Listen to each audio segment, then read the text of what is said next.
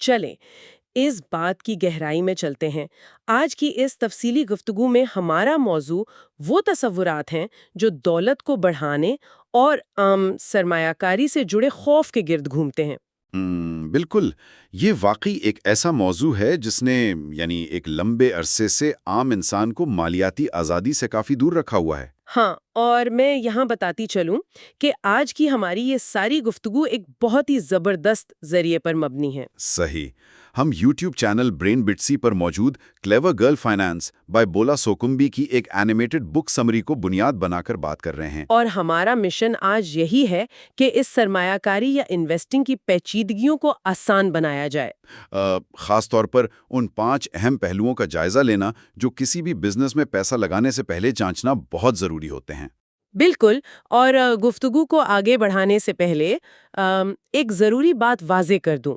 اس گفتگو میں جو بھی تجزیے یا مثالیں ہیں وہ ہم مکمل طور پر غیر جانبدارانہ انداز میں پیش کر رہے ہیں۔ ہاں، ہمارا مقصد کسی خاص سیاسی یا نظریاتی رجحان کو پروموٹ کرنا نہیں ہے، بس ان معلومات کو ان کی اصل روح کے ساتھ سامنے لانا ہے۔ تو چلیں اس خوف کی بات کرتے ہیں جو انویسٹنگ کا نام سنتے ہی ذہنوں میں آتا ہے۔ اس سمری میں ایک بہت ہی کمال کی تشبیہ دی گئی ہے۔ اچھا، وہ کون سی؟ اس میں بتایا گیا ہے کہ اگر کوئی عام انسان یہ کہہ دے کہ وہ سرمایہ کاری سے کروڑ پتی بننا چاہتا ہے تو لوگ اسے ایسے دیکھتے ہیں جیسے اس نے کہا ہو کہ وہ کسی ٹریولنگ سرکس میں کام کرے گا، یا پھر شاید اپنے گھر کے پیچھے کوئی اسپیس شپ بنانے والا ہے۔ ہاں، بالکل ویسا ہی ری ایکشن ہوتا ہے لوگوں کا۔ یہ مزاحیہ ضرور لگتا ہے لیکن یہ ایک بہت گہری معاشرتی سوچ کو ظاہر کرتا ہے۔ لوگ اسے کسی بھی طرح سے ایک پراپر منصوبہ بندی یا محنت نہیں سمجھتے، وہ اسے سیدھا سیدھا جوا یا گیمبلنگ سے جوڑ دیتے ہیں۔ صحیح کہا۔ لوگوں کا خیال ہے کہ اس میں کامیاب ہونے کے لیے یا تو آپ کو وال سٹریٹ کا کوئی بہت شاطر بروکر ہونا چاہیے یا پھر پہلے سے ہی بہت امیر ہونا چاہیے۔ اور یہیں پر مصنفہ نے اس غلط فہمی کو دور کرنے کے لیے ایک بہترین روزمرہ کی مثال پیش کی ہے، گاڑی چلانے کی مثال۔ اچھا، گاڑی چلانے کی مثال، وہ کیسے؟ دیکھیں، اگر کسی کو گاڑی چلانے کا لطف اٹھانا ہے تو اس کے لیے یہ جاننا تو ضروری نہیں کہ گاڑی کا انجن کیسے ڈیزائن ہوا ہے یا فیول انجیکشن کیسے کام کرتا ہے۔ ظاہر ہے اسے میکینک بننے کی ضرورت تو نہیں ہوتی۔ بالکل، وہ صرف چابی گھماتا ہے، بیسک رولز فالو کرتا ہے اور منزل تک پہنچ جاتا ہے۔ سرمایہ کاری پر بھی یہی اصول لاگو ہوتا ہے۔ مطلب فائدہ اٹھانے کے لیے سارا دن لائبریری میں گزار کر اکانومکس کی کتابیں پڑھنا ضروری نہیں ہے، بس بنیادی اصول سمجھ آنے چاہیے۔ صحیح بات ہے، اور اگر ہم ان بنیادی اصولوں کو نہ سمجھیں تو اس کا الٹا نقصان ہوتا ہے۔ نقصان کیسے؟ لوگ تو سمجھتے ہیں کہ بینک میں پیسہ رکھ دیا تو محفوظ ہو گیا۔ یہی تو سب سے بڑی غلطی ہے۔ بینک میں پیسہ پڑے پڑے بڑھتا تھوڑی ہے، بلکہ پگھلتا ہے۔ اس سمری میں اسے چوہے کی مثال سے سمجھایا گیا ہے۔ چوہا؟ ہاں، جیسے ایک چوہا الماری میں رکھے ہوئے کیش کو آہستہ آہستہ کتر کر ختم کر دیتا ہے، بالکل ویسے ہی انفلیشن یعنی مہنگائی اس پیسے کی قدر کو کتر دیتی ہے۔ واقعی یہ تو ایک بہت خوفناک حقیقت ہے۔ یعنی $100 میں آج وہ سب خریدنا ناممکن ہے جو آج سے 10 سال پہلے آتا تھا۔ بالکل، اس لیے پیسے کو صرف رکھنا کافی نہیں، اسے ایسی جگہ لگانا ضروری ہے جہاں یہ مزید پیسہ بنا سکے۔ اور یہیں پر مارکیٹ کی اہمیت سامنے آتی ہے۔ لیکن یہ فائنینشل مارکیٹ آخر ہے کیا؟ یہ سرمایہ کاری کی جو الف بے ہے، اسے تھوڑا آسان الفاظ میں سمجھتے ہیں۔ ضرور، اس فائنینشل مارکیٹ کے 2 سب سے اہم حصے ہیں، ایک ہیں سٹاکس یعنی حصہ اور دوسرے ہیں بانڈز۔ تو اگر ہم سٹاکس کی بات کریں تو اس کی بھی 2 بڑی قسمیں بتائی گئی ہیں اس سمری میں۔ ہاں، ایک ہوتے ہیں کامن سٹاکس، یہ وہ شیئرز ہیں جن میں سرمایہ کار کو کمپنی کے فیصلوں میں ووٹ دینے کا حق ملتا ہے۔ لیکن ان میں خطرہ بھی تو زیادہ ہوتا ہے نا؟ بالکل، اگر کمپنی کو نقصان ہوا تو ان شیئرز کی قیمت فوراً گر جاتی ہے۔ اور دوسری قسم ہے پریفرڈ سٹاکس کی، جن میں منافع پہلے سے طے شدہ ہوتا ہے اور اگر کمپنی دیوالیہ ہو جائے تو ان لوگوں کو پہلے پیسہ واپس ملتا ہے۔ صحیح کہا۔ اب آتے ہیں بانڈز کی طرف۔ اگر سٹاکس کا مطلب حصے داری ہے تو بانڈز کا سیدھا سا مطلب ادھار یا قرض ہے۔ یعنی سرمایہ کار حکومت یا کسی بڑی کمپنی کو ایک مقررہ وقت کے لیے قرض دے رہا ہوتا ہے۔ ہاں، اس میں سب سے محفوظ گورنمنٹ بانڈز ہوتے ہیں۔ اس کے بعد میونسپل بانڈز آتے ہیں جو عام طور پر ٹیکس فری ہوتے ہیں۔ اور اس پیسے سے مقامی حکومتیں اسپتال، سڑکیں یا پبلک ٹرانسپورٹ بہتر بناتی ہیں۔ اور تیسرے ہوتے ہیں کارپوریٹ بانڈز، جو پرائیویٹ کمپنیز جاری کرتی ہیں۔ ان میں رسک سب سے زیادہ ہوتا ہے، کیونکہ اگر وہ پرائیویٹ کمپنی ڈوب گئی تو پیسہ واپس نہیں ملے گا، لیکن ان پر منافع بھی زیادہ ملتا ہے۔ بالکل۔ اور یہاں ایک بہت ہی دلچسپ بات سامنے آتی ہے کہ مارکیٹ ہمیشہ ایک ہی رفتار سے نہیں چلتی، باہر کے حالات اس پر فوراً اثر ڈالتے ہیں۔ یہاں بات واقعی بہت دلچسپ ہو جاتی ہے، جیسے اگر دنیا میں کہیں جنگ چھڑ جائے تو اچانک مارکیٹ کا رخ بدل جاتا ہے۔ صحیح بات ہے۔ جنگ کی صورت میں میڈیکل اور جنگی سامان بنانے والی کمپنیز کا منافع آسمان سے باتیں کرنے لگتا ہے۔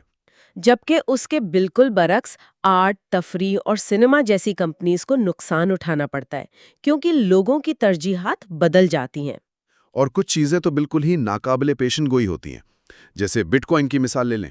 ہاں، شروع میں تو سب نے اسے مذاق اور جوا سمجھا تھا، لیکن جس نے اس وقت ہمت کی، اس نے تاریخ کا سب سے بڑا منافع کمایا۔ یہیں پر ایک نئے سرمایہ کار اور ایک تجربہ کار کھلاڑی کے درمیان اصل فرق واضح ہوتا ہے۔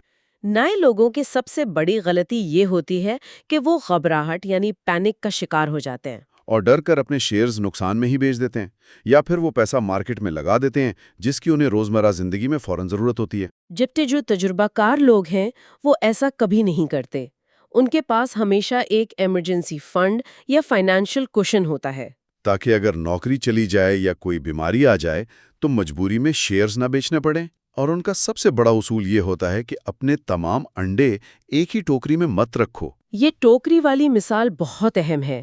اگر آپ اپنا سارا پیسہ ایک ہی کمپنی میں لگا دیں اور وہ ڈوب جائے تو آپ کا 100% نقصان ہو گیا۔ لیکن اگر وہی پیسہ 5 مختلف کاروباروں میں تقسیم کیا جائے تو ایک کے ڈوبنے سے صرف 20% نقصان ہوگا، باقی 80% محفوظ رہے گا۔ اور ہو سکتا ہے باقی 4 کمپنیز کے منافع سے وہ 20% کی کمی بھی پوری ہو جائے۔ تو اب سوال یہ پیدا ہوتا ہے کہ ان ٹوکریوں کا انتخاب کیسے کیا جائے؟ یہی سب سے اہم مرحلہ ہے۔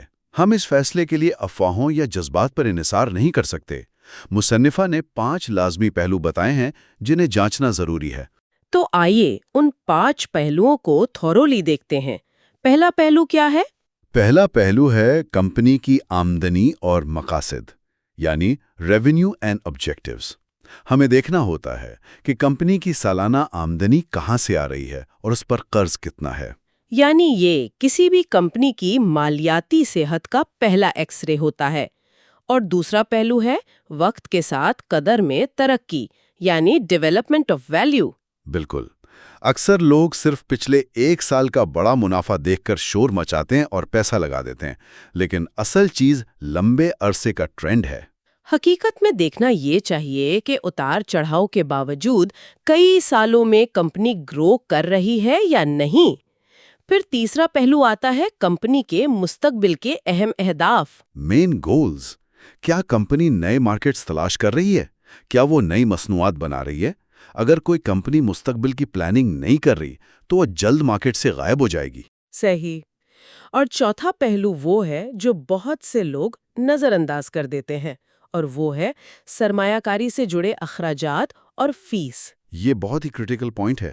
لوگ سمجھتے ہیں کہ 1 یا 2% فیس کی کیا حیثیت ہے، لیکن جب آپ اسے 20 یا 30 سال پر ملٹیپلائی کرتے ہیں تو یہ آپ کے منافع کا بہت بڑا حصہ کھا جاتی ہے۔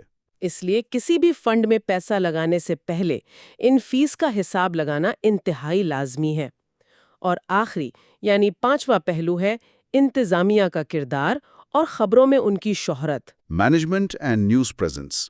کیونکہ کمپنی کوئی بے جان چیز تو نہیں ہے، اسے انسان چلا رہے ہیں۔ اور اگر کسی CEO کا کوئی مالیاتی اسکینڈل سامنے آ جائے تو کمپنی کو راتوں رات اربوں ڈالر کا جھٹکا لگ سکتا ہے۔ اس لیے فائنینشیل نیوز میں اس کمپنی کی شہرت اور اس کے مینیجرز کی صلاحیت کو جانچنا بہت ضروری ہے۔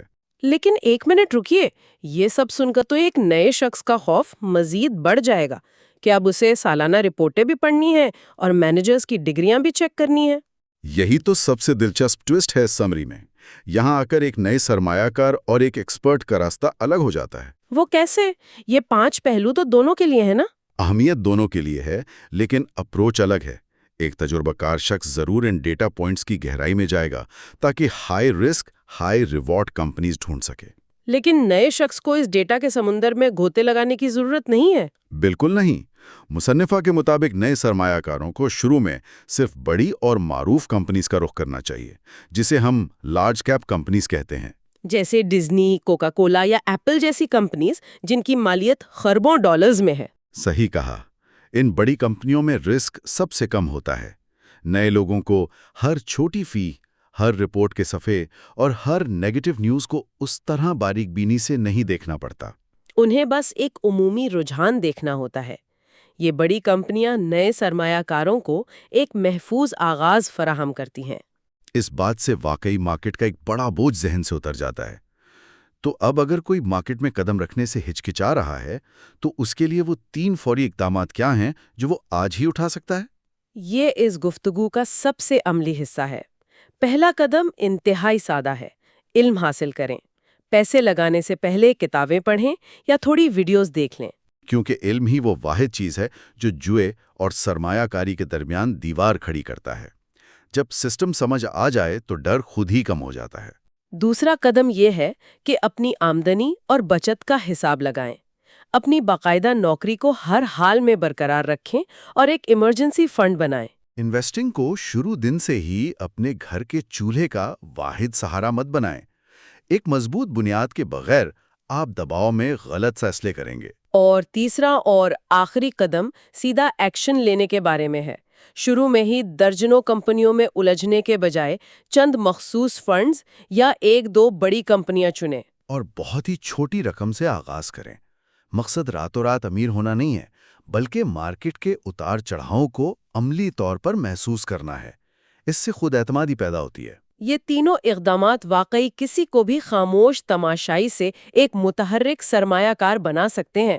لیکن اس ساری جدوجہد کا اصل مقصد کیا ہے؟ سمری کے آخر میں مصنفہ اس بات پر زور دیتی ہیں کہ سرمایہ کاری اس لیے نہیں کی جاتی کہ آپ آج ہی منافع کما کر نئے کپڑے یا ٹرینرز خرید لیں، بلکہ اس کا اصل مقصد یہ ہے کہ جب آپ اپنی 40ویں یا 50ویں دہائی میں ہوں تو صبح اٹھ کر کام پر جانے کی فکر کرنے کے بجائے انہی نئے ٹرینرز کو پہن کر بالی کے کسی پرسکون ساحل پر دوڑ لگا رہے ہوں۔ کیا ہی خوبصورت منظر کشی ہے! سرمایہ کاری دراصل اپنے مستقبل کے وقت اور آزادی کو خریدنے کا نام ہے۔ اور اگر کسی کے ذہن میں ابھی بھی یہ شبہ ہے کہ یہ عام لوگوں کے بس کی بات نہیں، تو اس سمری میں ایک بہت ہی متاثر کن سٹیٹسٹک موجود ہے۔ بالکل، سال 2020 کے ایک سروے کے مطابق امریکہ کے 55% بالغ افراد نے کسی نہ کسی شکل میں اسٹاک مارکیٹ میں سرمایہ کاری کر رکھی تھی۔ 55%، یعنی آدھی سے زیادہ آبادی۔ یہ صاف ثابت کرتا ہے کہ یہ ناممکن نہیں ہے، بس پہلا قدم اٹھانے کی ہمت چاہیے۔ صحیح بات ہے، یہ اعداد و شمار حقیقت میں سوچ کے تمام زاویے بدل دیتے ہیں۔ ہم انسانوں کی فطرت ہی یہی ہے کہ ہم نیا قدم اٹھانے سے ڈرتے ہیں۔ تو اس پوری تفصیلی گفتگو کے اختتام پر ایک ایسی بات جو ہم سب کو سوچنے پر مجبور کرتی ہے۔ اگر ہم آج خطرہ مول لینے سے ڈرتے ہیں تو کیا ہم یہ بھول رہے ہیں کہ کچھ نہ کرنا بھی تو ایک بہت بڑا خطرہ ہے؟ واقعی، حالات کے رحم و کرم پر رہنا اور مہنگائی کے ہاتھوں اپنی محنت کی کمائی کی قدر کو ختم ہونے دینا، یہی آج کا آخری سوال ہے جو ہم یہاں چھوڑ کے جا رہے ہیں۔ کسی بھی انسان کی زندگی کا وہ کون سا طویل مدتی اور خوبصورت خواب ہے جس کی بھاری قیمت آج اس کی ہچکچاہٹ اور ڈر روزانہ کی بنیاد پر ادا کر رہا ہے؟ اس پر ضرور غور کیجیے گا۔